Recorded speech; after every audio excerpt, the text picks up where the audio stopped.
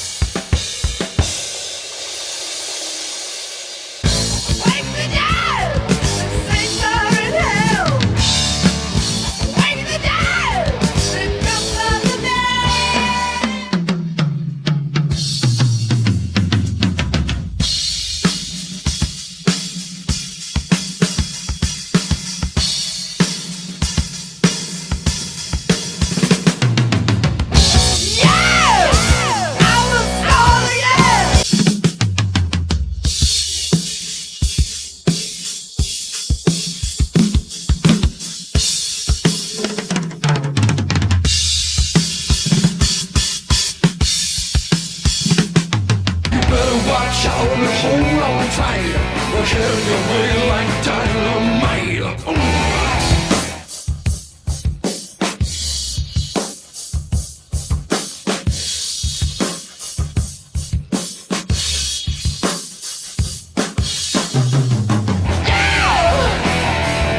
Delivering the goods.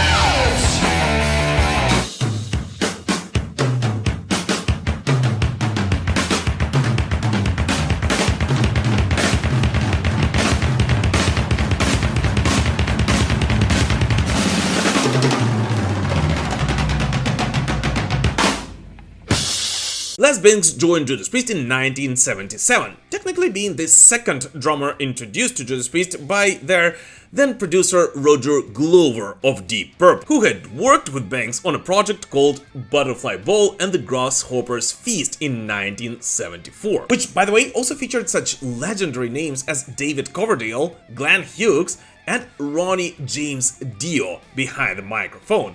And this album started out as a soundtrack for an animated film based off of a famous book in England, where Roger Glover used different singers for different characters. But unfortunately, the promo for this film never got the interest Roger Glover was looking for, and so the project for the animated film was scrapped, and Roger went on to release a soundtrack to it as a Roger Glover and Friends title. All you need is love and understanding. Ring the bell and let the people know. But anyways, it was through Roger, with whom Judas Priest were working at that moment, that Les Binks got introduced to this heavy metal band. And at that time, Priest were looking for a technically capable and at the same time creative drummer, who would first of all be able to hold the momentum introduced by their session drummer Simon Phillips on Sin After Sin, but at the same time help them take their live presence to an absolutely new level. And we all know Les was just the right person for Judas Priest at that time.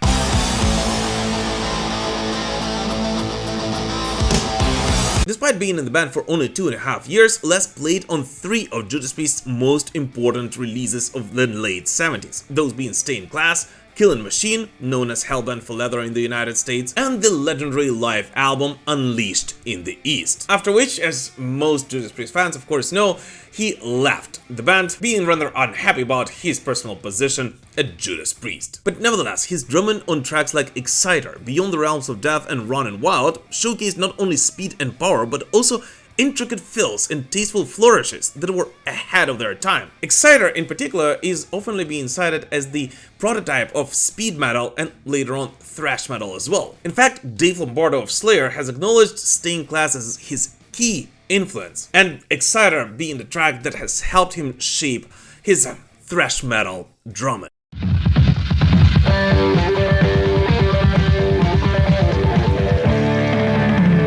But at the same time, Les's style has brought not only speed and aggression, but also finesse to Judas Priest. He was trained as a jazz and classical percussionist, and that background formed his approach, combining the tight aggression of hard rock with technical depth. His performances had clarity, groove, and dynamics, something that stood out on Unleashed in the East, a live album which to this very day is considered by many metalheads around the world the best live album ever made by a metal band. Racing across the heavens, straight into the dawn. Yet we all of course know that in addition to bringing his own unique drumming style to Judas Priest, Les Binks also helped this band write one of the best and one of the most emotional songs in their entire career.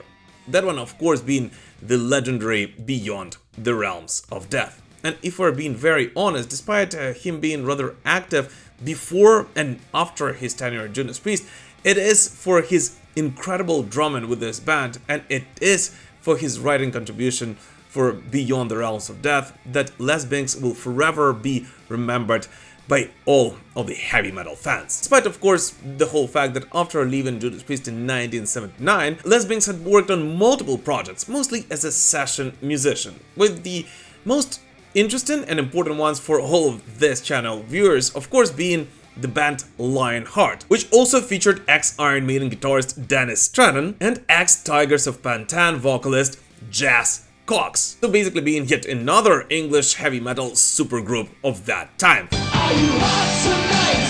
Are you cold inside? Is your case for love?